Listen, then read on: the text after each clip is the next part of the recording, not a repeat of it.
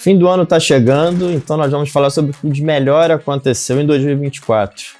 Eu tô aqui com o Rodrigo Fonseca, amigo de festivais e parceiro do 7x7. Bom, acho importante a gente começar falando sobre o Oscar, né? Finalmente premiou Christopher Nolan, né? Melhor filme, melhor diretor, seu xodó, que não é tão meu xodó assim.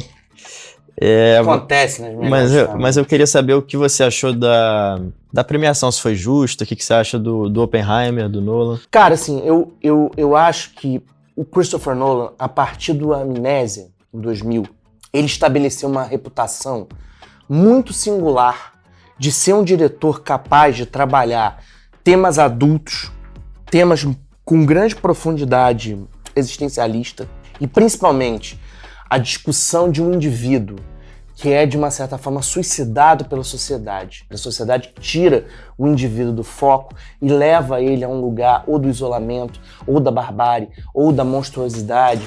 Eu acho que os bárbaros do Nolan têm uma singularidade porque eles são bárbaros de muitas vulnerabilidades e de muita potência. Então eu acho que é um filme que é muito coerente com o registro autoral. É um filme de uma força visual no trânsito entre a cor e o preto e branco. Eu acho que tem diálogos magistrais. Eu acho que a atuação do Cillian Murphy, da Florence Pugh e, sobretudo, do Robert Downey Jr. é antológica. Então eu fiquei muito feliz com esse Oscar. Agora, eu queria fazer uma pergunta para você. Eu acho que é uma curiosidade grande de saber quais são os seus melhores do ano, mas antes vamos voltar para Berlim.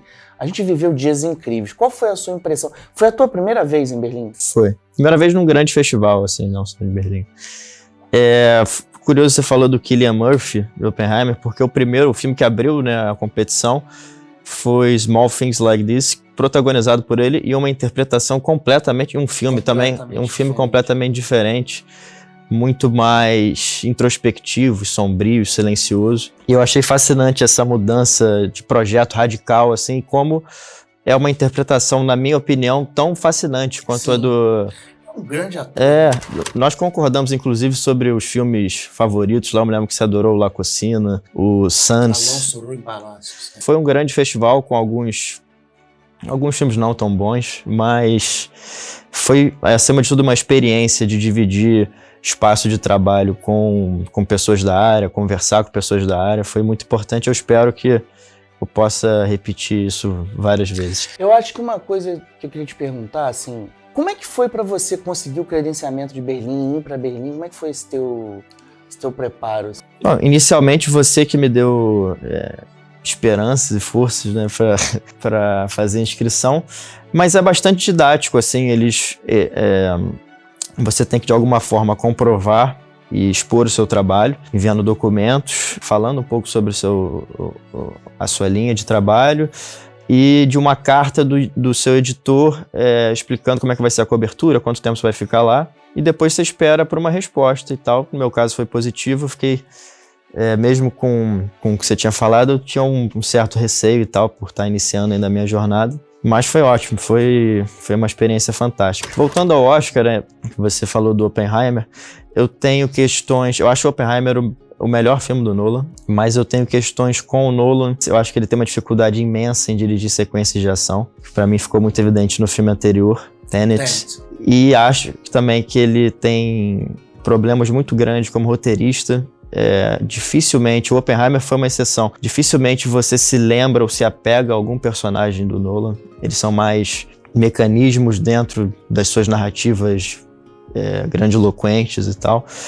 E ele cria regras que às vezes soam complexas, mas na minha opinião são confusas, na maioria das vezes, assim. Então acho que ele é um cineasta que se coloca como um novo Kubrick, mas que pra mim ele funciona como mais um bom cineasta de blockbuster, assim. Em relação ao Oscar também, eu acho que ficou evidente, mais uma vez, o desrespeito que a academia tem pelo Scorsese, Isso é bem doído, né? Que assim como na edição de 2020, ele saiu sem nada, né? Saiu de mãos vazias com uma grande obra que foi O Assassino da Luz das Flores. E o meu filme favorito, que é um filme talvez vai na direção oposta do Oppenheimer, foi Os Rejeitados, do Alexander Payne. Inclusive eu fiz um programa sobre ele há pouco tempo, que eu considero um gênio silencioso, porque é um cara que ninguém fala muito sobre ele. Ele aparece de vez em quando, não tem uma produção prolífica. Exato. E é um cara que entende as relações interpessoais, principalmente entre seres humanos marginalizados e tanto desajeitados e sem rumo na vida como poucos, assim. Acho que ele tem uma sensibilidade enorme e Os Rejeitados é uma das grandes obras da carreira dele. Woody Allen falava sempre que a grande promessa da comédia americana era ele. Que ele trazia uma comédia adulta com uma cara que já não havia mais, meio como uma herança do Hal Ashby, um pouco uma herança até daquela turma ali que tem o Altman, que tem... Não que o Altman seja uma pessoa que a gente identifica como comédia, mas existe humor, né? Você em Mesh, por exemplo, né? Tem um toque de humor. Ele tem um quê desse cinema, da própria linguagem dele, desse cinema da nova Hollywood, vai. Do qual o Scorsese talvez... Sim, é o grande... Junto com outro cara que daqui a pouco eu vou falar sobre aqui, que lançou também um filme esse ano. Mas fala um pouco sobre a sua experiência no Festival de Cannes, no Festival de San Sebastián. O que você assistiu de lá? Acho que indo diretamente para Cannes, cara. Cannes sempre foi um festival de um prestígio gigantesco. Um prestígio que nunca se perdeu. Alguns festivais eles perderam o poder e o quilate. Cannes sempre teve em alta, mas acho que nos últimos anos o Thierry Frémaux conseguiu um diálogo com a Academia de Hollywood muito afinado.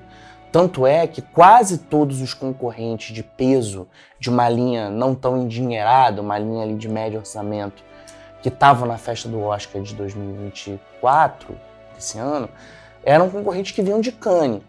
Era o Zona de Interesse, é o Anatomia de uma Queda, que para mim é um dos maiores filmes que a gente lançou em circuito aqui. Tinha uma leva o filme do Wim Wenders, né? O Perfect Days. Então, assim, eu acho que Cannes ganhou um outro patamar. Esse ano, Cannes fez muito barulho com um filme que eu sei que você gosta, eu sei que você vai falar, que é o Megalópolis. A gente teve em Cannes o Emília Pérez, que acabou abrindo o Festival do Rio, e que eu acho que vai ser um dos grandes imãs de Oscar em 2025. Um musical que já vendeu 1 milhão de ingressos na França. Eu acho que alguns filmes de Cannes, por exemplo, The Seed of the Sacred Fig, o filme do Irã, do Mohamed Rassolouf, mas que vai concorrer no Oscar pela Alemanha, porque ele é vetado pelo governo iraniano, está refugiado em solo germânico. Esse filme ganhou 3 prêmios em Cannes, melhor o prêmio especial do júri, ganhou o prêmio da crítica, ganhou o prêmio do júri ecumênico. Esse filme vai chegar enorme lá. E eu acho que ainda de Cannes veio um outro filme de um cara que também é seu xodó. Eu me lembro de você falar o tempo todo dele, eu quero saber sobre ele. O Sean Baker com o Anora. O Anora foi a Palma de Ouro.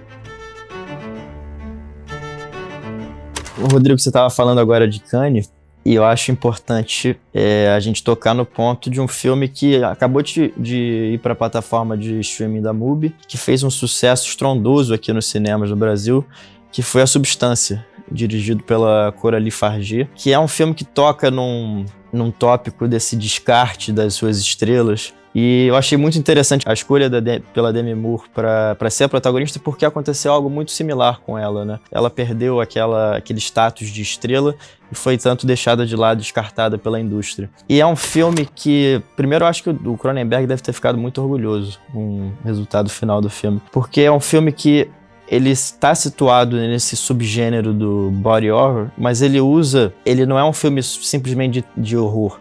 Ele usa esse subgênero para potencializar o seu comentário acerca desse domínio da indústria. E é um filme que é uma narrativa calcada no exagero que apavora e que também desperta risos, às vezes, que não deveria, que é surpreendentes, assim. Tem uma sequência que eu me lembro do filme que eu comecei a rir, eu não esperava. Mas é um filme que ele vai chegando, a todo instante eu falei, não, agora ele vai parar e ela ia adiante. E aí no final eu falei, não, agora... E ela ia, e em nenhum momento eu fiquei com a impressão de que era o choque pelo choque. Era tudo muito alinhado com o comentário e com o tema do filme. Cara, eu acho que a Demi Moore é uma atriz extremamente competente, extremamente afinada com as exigências estéticas que lhe foram apresentadas nos anos 80 e nos anos 90. Ela correspondeu ao zeitgeist daqueles tempos e ela corresponde a esse zeitgeist torto, polarizado da contemporaneidade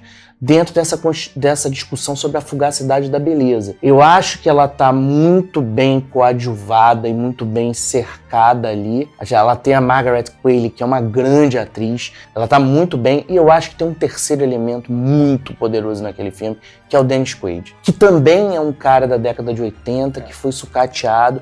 A Substância é, de longe, um dos 5 melhores filmes que eu vi esse ano. De longe. Thank you so much, everybody. Não, eu também tá. Eu vou te perguntar isso, assim, quais são os filmes que mais te surpreenderam esse ano, cara? A gente tava falando da nova Hollywood e, se eu não me engano, o último filme do Coppola tinha sido Twixt, que é de... Virginia, aqui. Que é de... 2011. 2011. Foi lançado aqui em 2013. Que, na minha opinião, é o pior filme dele, assim. Eu admiro o Coppola porque ele é um cineasta...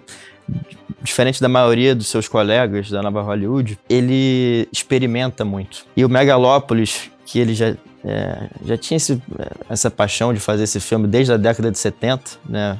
Depois do Apocalipse Now. Enquanto fazia o Apocalipse Now, ele escreveu o primeiro roteiro, né? Se A Substância é um filme de uma uniformidade narrativa impressionante, o Megalópolis, ele nega completamente essa uniformidade porque ele é uma carta de amor do Coppola a tudo que ele considera como importante nas artes. Ele abraça a teatralidade na forma como os personagens se expressam. Ele abraça diferentes vertentes do cinema, indo do cinema mudo na forma como nas transições da montagem, aquele círculo se fechando e se abrindo. Tem muito de expressionismo alemão no uso de cores e da própria arquitetura. E também, que eu fiquei impressionado que eu não vi há muito tempo, ele usa muito tela dividida, só que não mostrando ações diferentes, simulando a lógica de tríptico, assim, de complementando. São 3 telas que complementam uma imagem só. Então é um filme, é uma bagunça em muitos. Um trem desgovernado. Mas que funciona justamente porque é um projeto apaixonado, assim, desse diretor genial. Como ele ficou esse tempo todo com o roteiro e reescreveu várias vezes, ele foi adicionando temas que ele acreditava que seriam importantes, não são bem explorados no filme. Isso pode ser visto como um problema. Mas, por exemplo, tem uma referência rápida ao 11 de setembro. Tem uns satélites que desabam lá na cidade, tem uma explosão e aquilo pouco influi na trama. Mas a forma como aquilo é encenado, tem um contra-plongé e tem os prédios com aquela luz vermelha e a sombra das pessoas. É suficiente para mim, sabe?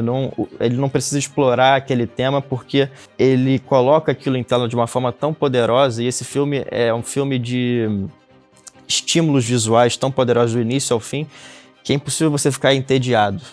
O Coppola passou em um determinado momento, ele se afastou da direção e foi fazendo filmes esporádicos, né? Ele meio parou ali com um compromisso com a grande indústria, com The Rainmaker, né, o Homem que Fazia Chover, em 97, e ele passou a se dedicar à vinícola dele, né? Ele tem uma vinícola absolutamente bem-sucedida, que aliás são vinhos deliciosos, e ele bancou o Megalópolis com o dinheiro do próprio bolso dessas vinícolas. O filme custou 120 milhões dele.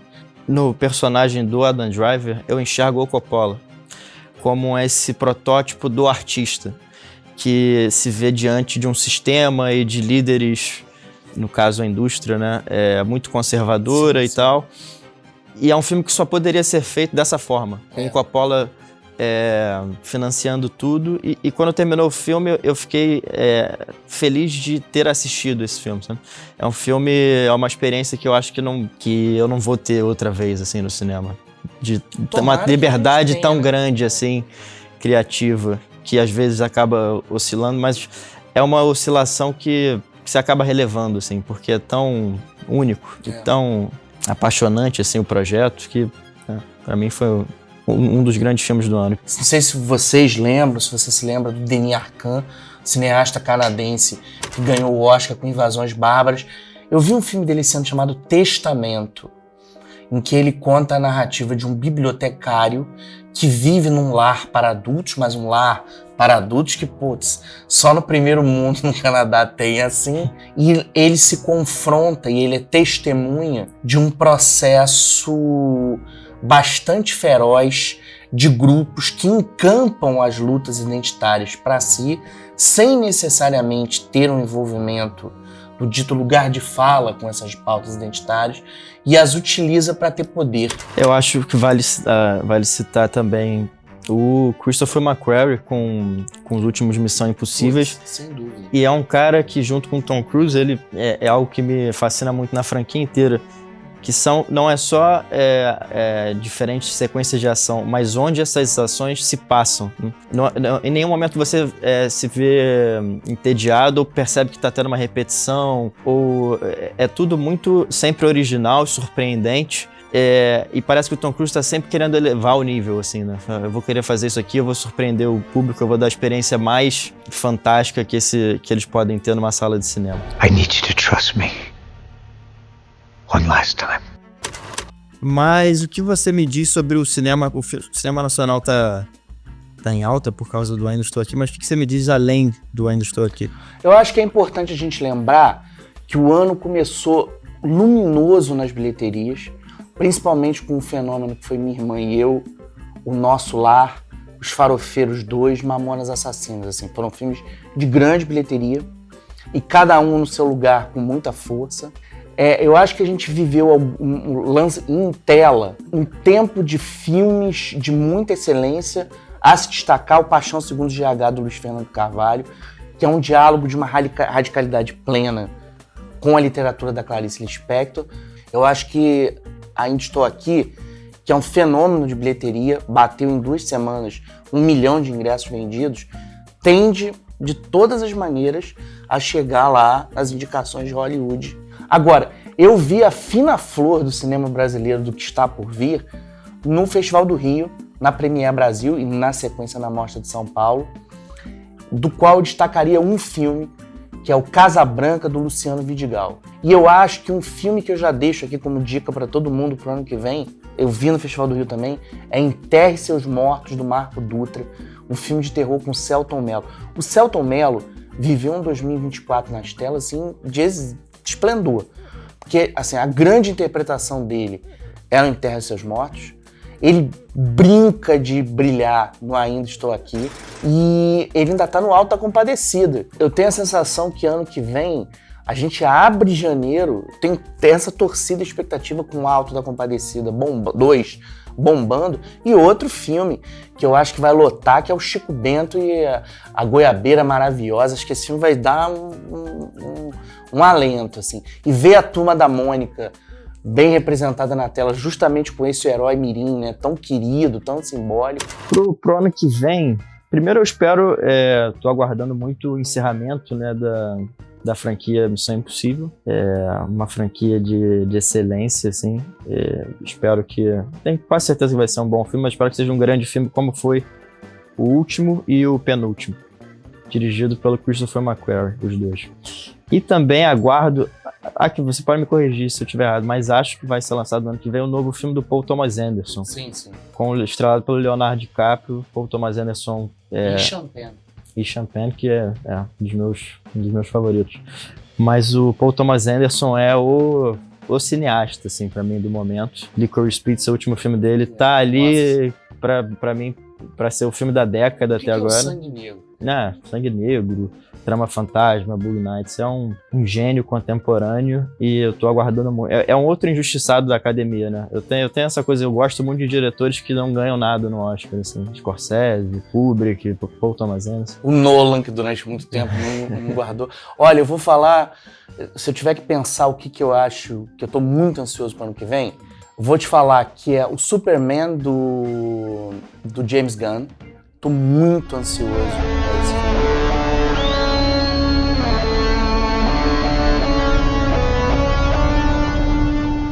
Mas então é isso, Rodrigo. Foi um prazer inenarrável ter você aqui. Fazia tempo que a gente não conversava. e bater esse papo sobre cinema. Falar sobre o programa do Rodrigo no 7x7, o Arena no 7, que sai toda terça-feira às 7 da noite. Assistam o Momento Crítico do Gustavo. Então deixem seus likes, se inscrevam no canal, ativem as notificações e também entrem no site e leiam as críticas também que eu escrevo. Feliz Ano Novo! É isso. Grande abraço.